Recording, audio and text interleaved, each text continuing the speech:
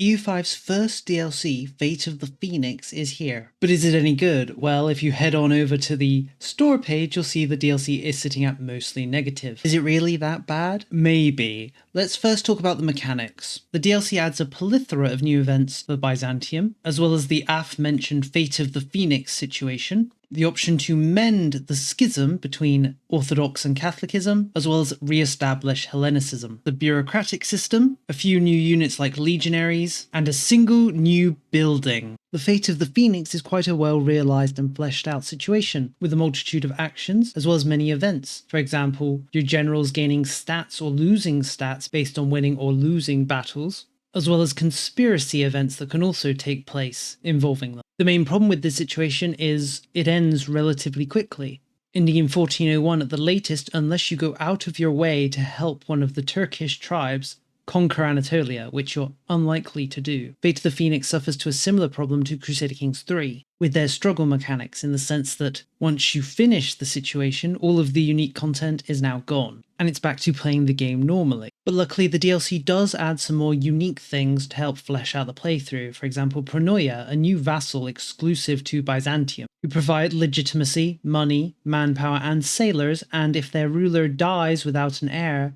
Byzantium inherits the nation instantly, allowing you to play the dynastic game a little with setting up your subjects. Personally, I appreciate how this vassal encouraged me to play a little differently. In fact, I'd never used the assassinate character diplomatic action until I did engage with Pronoia. A cheeky assassination here or there to ensure that the throne is inherited by its rightful rulers. I also learned that the assassinate a character modifier stacks. To move on to bureaucracies, my opinion here is unfortunately pretty negative. All of the bureaucracies are very simple in the sense that they provide a passive modifier, and then they provide a negative modifier and a positive modifier. If you pay money, the negative modifier goes away and the positive modifier appears.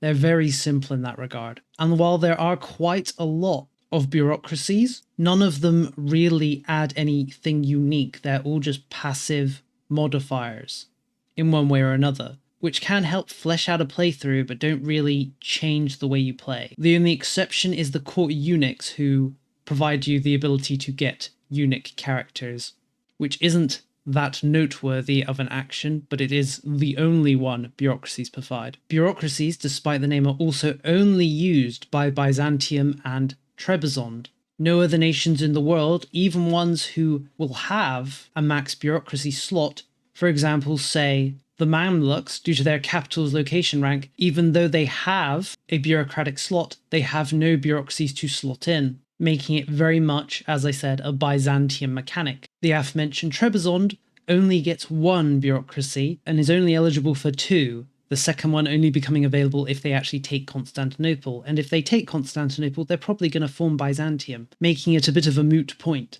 So my overall thoughts on bureaucracies, pretty disappointing. There was potential for unique mechanics and interactions based on your bureaucracies, but they are simply just, you pay money, you get bonus. Yes, as time goes on, they become entrenched, which increases their cost, but also increases their benefits. The new religious bonuses for Orthodox are also pretty disappointing, simply just small passive bonuses for restoring the patriarchs. These bonuses do get increased if you restore all of the patriarchs, but still they're just simple passive bonuses. If you then go on to restore the schism, it does weaken Catholicism and provide more bonuses to Orthodox, but it didn't lead to the large-scale conversion from Catholic to Orthodox.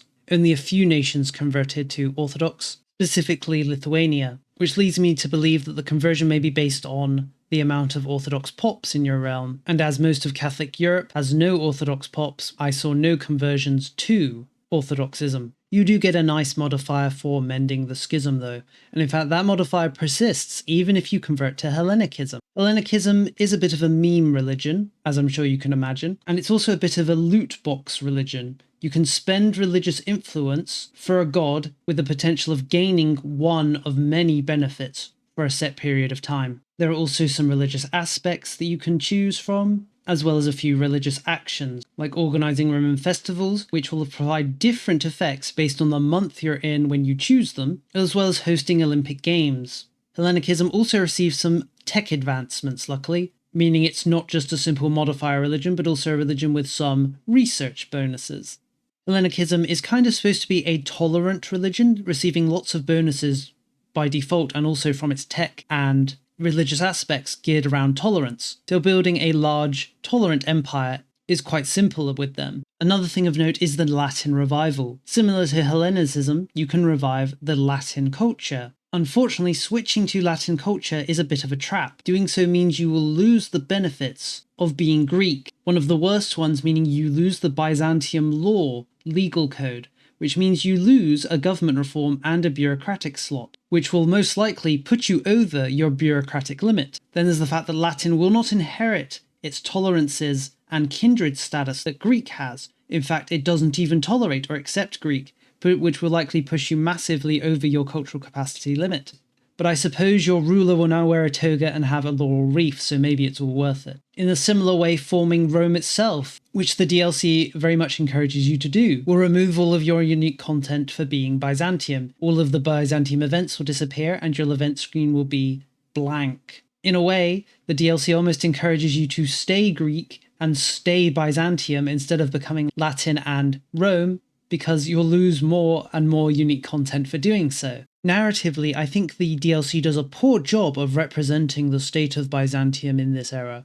I was very disappointed to find that John VI has no real unique content, outside of a few events where he can be made co-emperor, and then a few follow-up events if he is made co-emperor, but no events for the civil war between him and the regency for Andronicus' son, John V. In fact, the Byzantium succession crisis has not been changed at all, either from vanilla or previous versions. It still triggers randomly, can even trigger while Andronicus is still alive, and will just pick a random member of your court to lead it. The actual succession crisis that happened on Andronicus' death and fought between the regencies for his son and his former advisor, who would then become John VI, is simply not depicted in the game. I don't know why they chose to simply not depict these events and just add a few ahistorical events around making John VI co-emperor and potentially giving you some CBs on the Latins occupying southern Greece. But from a narrative perspective, this DLC really fails to really depict Byzantium and the struggles it would go through in this era. For my final thoughts on this DLC, they're middling at best. As I said, narratively it fails. Mechanically, it's a little better. I do enjoy the mechanics, but it feels as if a lot of the later mechanics, like the Latin revival and becoming Rome, were simply never tested. If they were tested by anyone, they would have quickly seen the issues with those options. But honestly, that speaks to a deeper problem I feel that EU5 has, where it doesn't feel like the developers have actually played the game from start to finish. But that's a separate matter. Would I recommend this DLC? Maybe, if you plan to just play Byzantium potentially over and over again, or become Byzantium by playing as other nations, then I think it may be worth it. But if you want to play as, say, Bulgaria and just conquer Byzantium and then potentially gain bureaucracies, there is no option for that. In fact, this DLC is very strange in the sense that it is very much just Byzantium that receives content. Normally in these flavor packs, Paradox does, they usually flesh out a few nations, but here we only see Byzantium and to a much lesser point, Trebizond, receiving any content. If Serbia or Bulgaria overthrow Byzantium, there's no option for them to integrate the bureaucracy system, gain access to Pronoia, or even gain access to the castrate and blind options that Byzantium has access to, really limiting the field of playability added in this DLC. Even if you play as one of the states in southern Greece and restore the Latin Empire, you still don't gain access to these actions and mechanics, which is very disappointing, especially since the Latin Empire remnants have received quite a few unique mechanics in the free update. So it's a shame they weren't given a little more in the DLC, which would have added to it.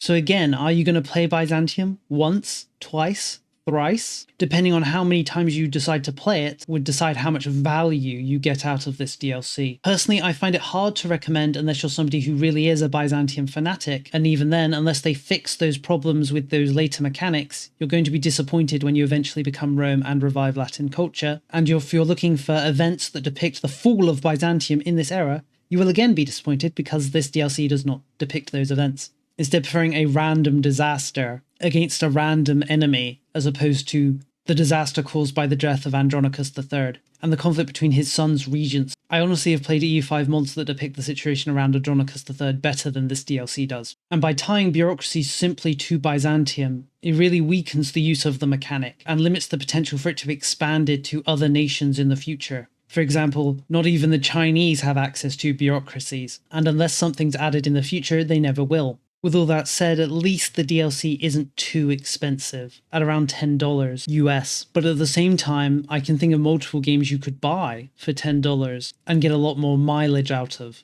I can even think of more DLCs. I really hope this DLC doesn't set the standard for DLCs for EU5 going forward, as I think this has been quite a poor showing. I really hope flavor packs in the future are not focused on just single nations, but on regions or groups of nations, which I would have expected this DLC to do so, as if they continue with this model, we'll need hundreds of flavor packs to flesh out just Europe, let alone the rest of the world. But as I said, a poor first DLC. I suppose we'll have to see whether the other ones are able to be better balanced, better tested, more historical, and have more content. For now though, I think we'll leave the video here. I do hope it was helpful in forming your purchasing decisions and helping you decide whether to purchase this DLC or not to do so. So thank you for watching, and I'll see you next time.